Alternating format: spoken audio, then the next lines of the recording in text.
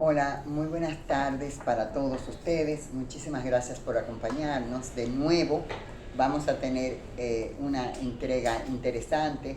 Para este tiempo se me ha pedido siempre tocar el tema del advenimiento del niño Jesús.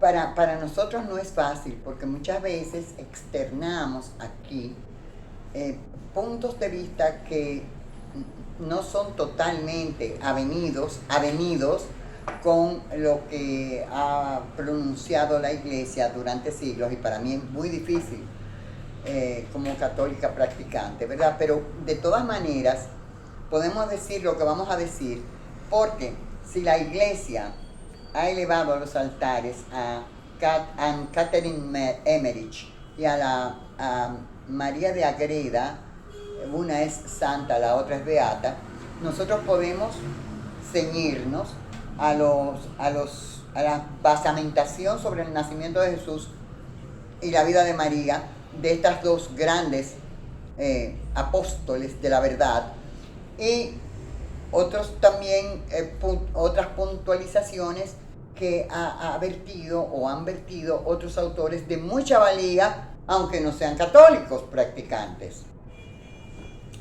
Y otros libros de la antigüedad, por ejemplo, la Iglesia Ortodoxa griega tiene su propia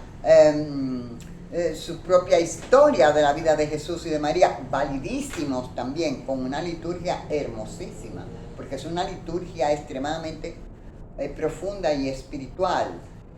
Y nosotros hemos tenido acceso a esos documentos cuando hemos estado fuera del país.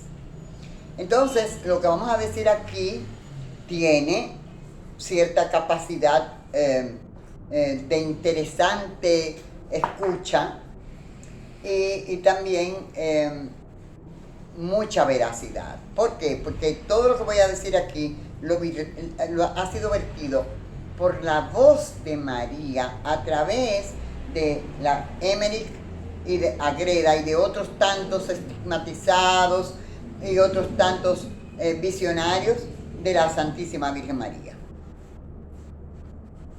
Por cierto, una potencia. Y ustedes van a ver en estas entregas por qué yo le digo la potencia de los cielos y la tierra, sin quitarle ni restarle absolutamente nada al Mesías, Señor de señores. A la pregunta de por qué se sabía tan poco de su vida, la Santísima Virgen María, en un gesto de humildad extraordinaria, dijo que la gloria y el honor era todo para el Señor, y que en la época en que ella fue favorecida para ser la madre del Altísimo, lo único que interesaba al Padre era el Hijo. Por vía de consecuencia, ella era menos que nada para que Él tuviera la presencia que ha tenido y que sigue teniendo. Y que ella solamente explicaba esto para que aquellos que no creían por fe, sino a través de la razón, tuvieran un punto de asidero para poder creer. Entonces ella cuenta, o ella dice, que su familia pertenecía, y eso lo establece también el pueblo hebreo. Los estudios que han hecho grupos judíos sobre el tema, sobre Yahshua, ellos saben perfectamente quién era Yahshua.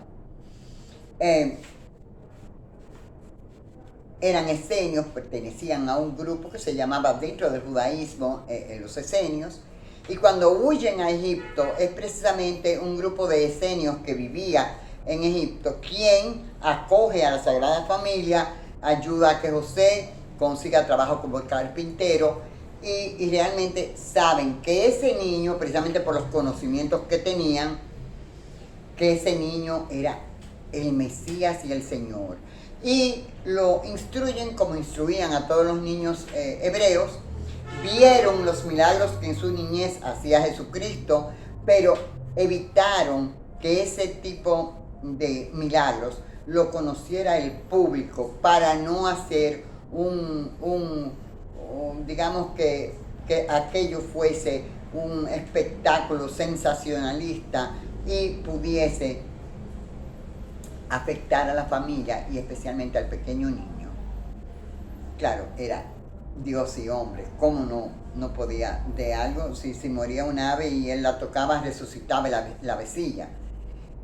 Y eso está documentado, no solamente porque lo haya dicho la Santísima Virgen María, también lo dice la Iglesia Ortodoxa griega, antiquísima, como la maronita, y como la de Roma, la de Occidente. Bueno, el asunto es la de Antioquia, que tiene muchísimos documentos importantes porque fue la primera iglesia, la de Antioquia.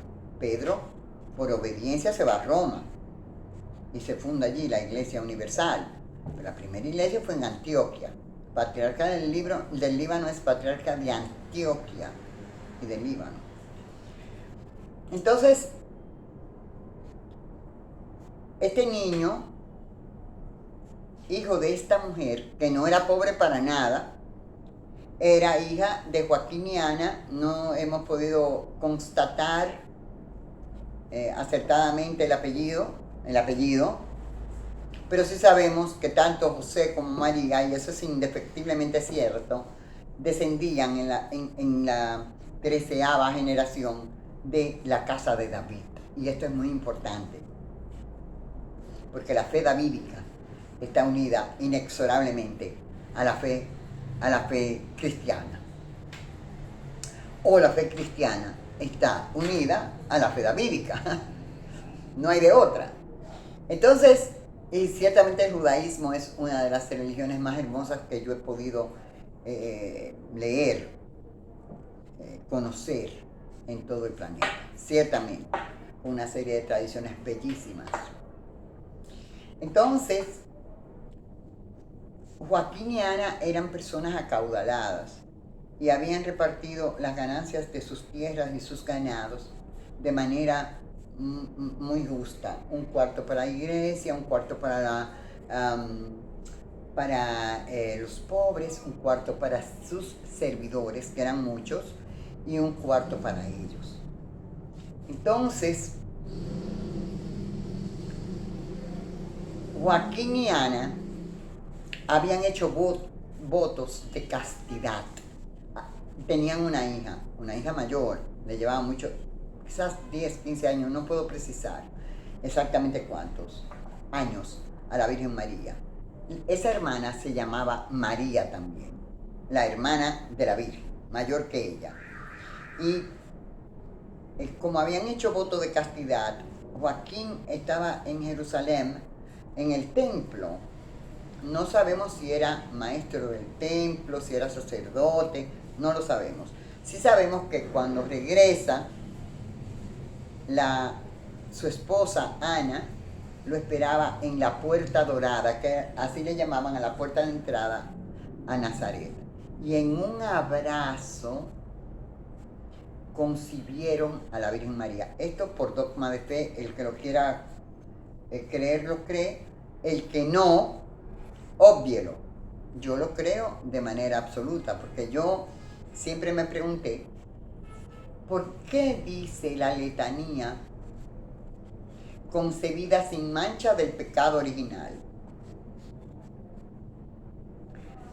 No podía entenderlo hasta que leí ese documento en los años 80. Entonces entendí perfectamente, porque hay una cosa que se llama tu yo interno, tu alma, tu profundo, que establece lo que de verdad llega a ti. Por eso yo siempre leo de todo y me quedo de todo, me quedo con lo bueno de ese documento, y lo que no puedo entender o lo rechazo directamente, lo pongo a un lado. Pero eso no quiere decir que el texto sea malo, no, porque en su conjunto algo bueno me dejó. Y entonces, bueno, así se concibe a María. Y cuando la niña tenía 3 años, que fueron al templo, esa niña subió todas las escalinatas del templo de Jerusalén, o Jerusalén, y en la cúspide, antes de entrar al templo, habían 2 mujeres que fueron definitivamente muy importantes en la vida de María y de Jesús, por lo menos en sus inicios. Una se llamó Ana, que era la que profetizaba en el templo cuando Simeón vio al niño, lo traían a presentar al templo.